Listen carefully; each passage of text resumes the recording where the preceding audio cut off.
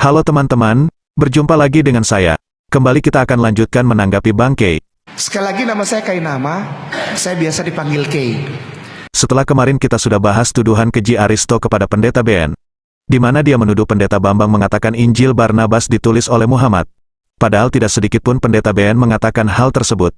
Berikut ini kita akan menunjukkan kenapa Aristo dan Bang Kay tertular virus pengarang Injil Barnabas. Sebelumnya, kita saksikan yang berikut ini.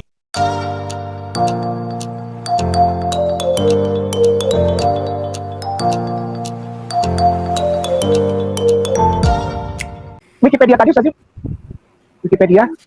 Bahasa nomor. Textual history, cari textual history. Ustaz, textual history judul paragraf. Oke. Paragraf pertama aja. Paragraf pertama. Syukran kasih jasa keuangan. Terima kasih banyak Ustaz. Injil Barnabas tertanggal dari abad ke-14 sampai abad ke-17. Terlambat ditulis oleh Barnabas dalam Alkitab, dalam kurung. Oke. Ini adalah salah satu dari 3 karya-karya yang masih ada yang menyandang namanya bersama dengan surat Barnabas dan kisah Barnabas. Injil menurut Barnabas pertama kali disebutkan dalam Dekrit Gelasian abad ke-6 dan dikutuk sebagai apokrif. Penyebutan lain dari sebuah Injil yang menggunakan namanya ada dalam daftar 60 buku abad ke-7 atau katalog 60 buku kanonis. Sejarawan tidak yakin apakah ini mengacu pada Injil Barnabas ini karena tidak ada kutipan yang diawetkan untuk konfirmasi. Tuh. Syukran. Terima kasih banyak Bung Ade. Ustaz Aditya, terima kasih banyak. Pemirsa yang budiman, muslimin wal muslimah rahimakumullah. Mari kita perhatikan baik-baik. Dari baris pertama itu Injil Barnabas tertanggal dari abad ke-14. Tapi di situ ada dalam kurung di baris ketiga FL titik abad ke-1 Masehi. Iya. Jadi tahun 100 sebetulnya itu sudah ada. Kan Ya, Bapak betul. Pendeta yang terhormat, Bambang Nursena, yang kami bertiga hormati, dan seluruh umat Islam hormati, Bapak Pendeta Bambang Nursena bilang, katanya itu dibuat abad ke-11, tahun 1100. Sedangkan Ya. di sini tahun 100 sudah ada. Nah, loh. Ini kan sudah ada, ini kan sudah ada. Betul.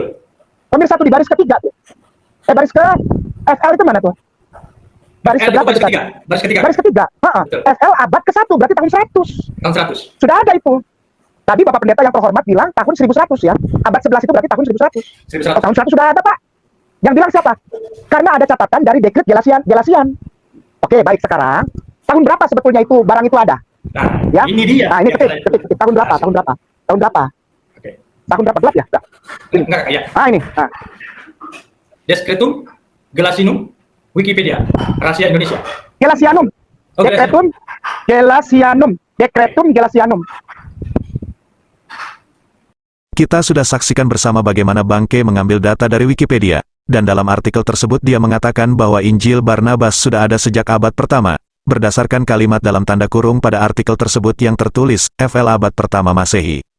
Dari situ Bang Kay ambil kesimpulan, bahwa Injil Barnabas sudah ada sejak abad pertama.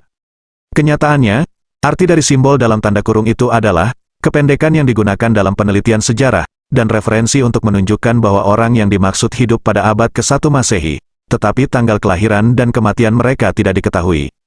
Kependekan, FL, adalah singkatan dari Floruit, yang dalam bahasa Latin berarti, dia berjaya. Jadi yang dimaksudkan dengan FL ditujukan pada Barnabasnya, bukan pada Injil Barnabas. Karena dalam artikel Wikipedia yang Bang Kay kutip dikatakan, Injil Barnabas ada sekitar abad 14-17.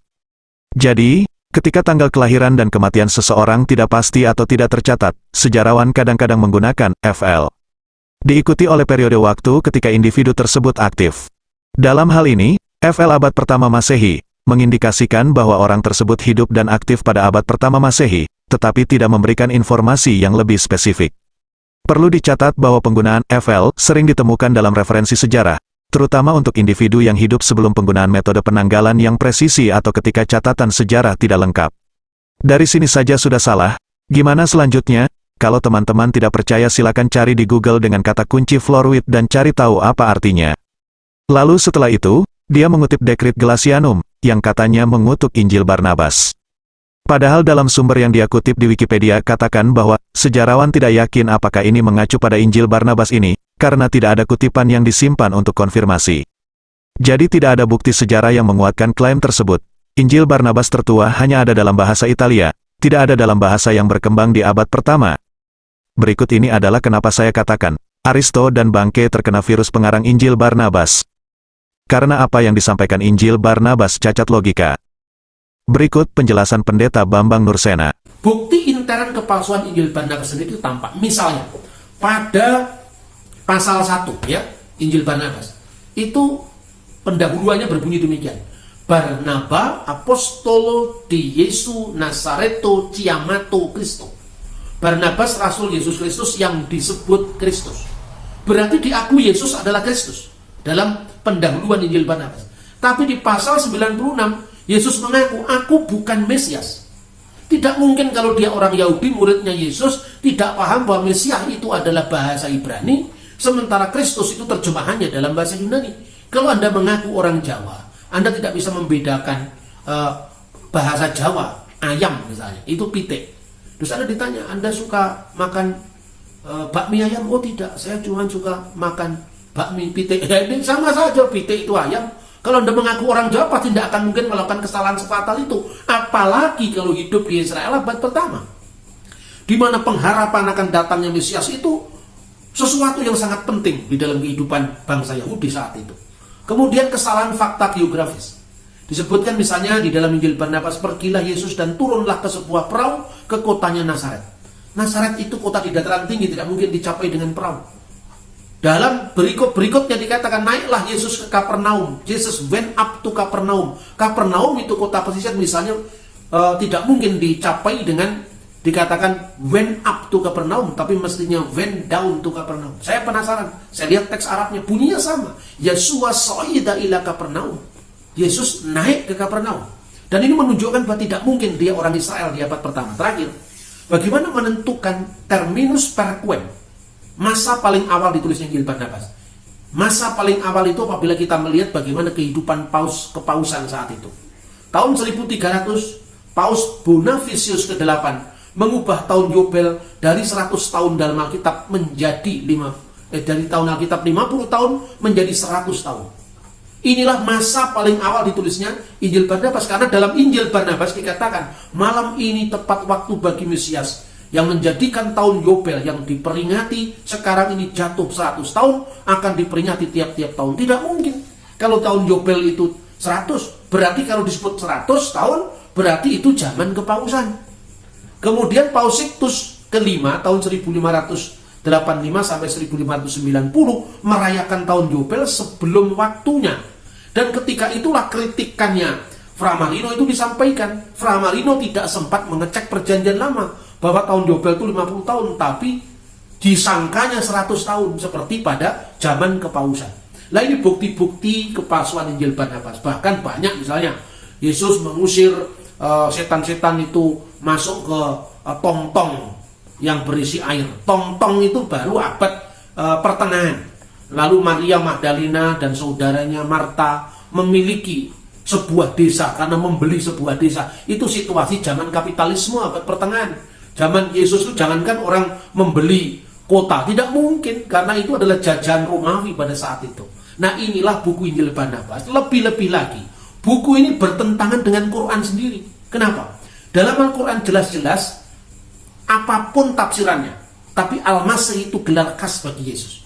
Itu disebutkan misalnya di dalam surat Ali Imran 45. Misalnya, Itzqalatil malaikatu ya Maryam, innallaha yubasyiruki bikalimati min husmuhul masih Isa ibnu Maryam wajihan fid dunya wal akhirati wa minal muqarrabin. Ingatlah ketika malaikat berkata, wahai Maryam, sesungguhnya Allah akan memberikan kamu kabar gembira dengan firman dari Dia, namanya Al-Masih Isa putra Maryam, yang terkemuka di dunia dan di akhirat, dan salah seorang yang didekatkan di sisi Allah. Berarti Al-Masih itu adalah Isa. Tapi dalam Injil Barnabas, Al-Masih itu adalah Muhammad. Mesias yang akan datang itu adalah Muhammad. Ini bertentangan dengan Al-Quran sendiri. Nah, melalui tema Injil Barnabas ini, harapan saya Anda tidak membuat generalisasi bahwa semua orang Islam menerima Injil Barnabas. Tidak. Profesor Hasbullah Bakri misalnya menolak keberadaan Injil Barnabas. Karena kalau Injil ini benar-benar ditulis oleh muridnya Yesus, pasti bahasanya bahasa Yunani, Ibrani, Aramaik, atau minimum Latin. Tidak mungkin bahasa Itali. Gimana teman-teman? Sudah lihat kan? Kenapa Bangke dan Aristo ketularan virus pengarang Injil Barnabas? Menurut saya, jika mereka pakai Injil Barnabas, justru akan menjadi bumerang buat mereka sendiri. Oke teman-teman, demikian tanggapan kita terhadap pernyataan Bangke dan Aristo. Terima kasih untuk dukungan teman-teman. Tuhan Yesus memberkati. Sekali lagi nama saya Kainama, saya biasa dipanggil Kay. Yo. yo. Sekali lagi nama saya biasa dipanggil K. Saya adalah mantan pendeta. Saya lulusan STT Jakarta. Saya juga pernah sekolah S2 di Belanda. Tidak hanya itu, saya lanjutkan sekolah PhD di Israel. Tapi the same you are bohong. Dia adalah seorang pendeta sebelumnya yang menjadi mu'alaf dengan nama pendeta yaitu Agustinus Christoffel Kainama. Ya. Kemudian ketika beliau berganti agama menjadi Islam, menjadi seorang mu'alaf, beliau mengganti namanya menjadi Ahmad Kainama. Beliau adalah seorang pendeta yang berpendidikan tinggi, yang bersekolah di S1 di Sekolah Tinggi Teologi Jakarta. Kemudian beliau melanjutkan S2-nya di Leiden University Belanda. Kemudian tak sampai di situ, beliau terus meneruskan pendidikannya di S3 di Tanakh Biblical Studies Haifa Israel dengan mengambil bidang minat Holy Scriptical Biblical.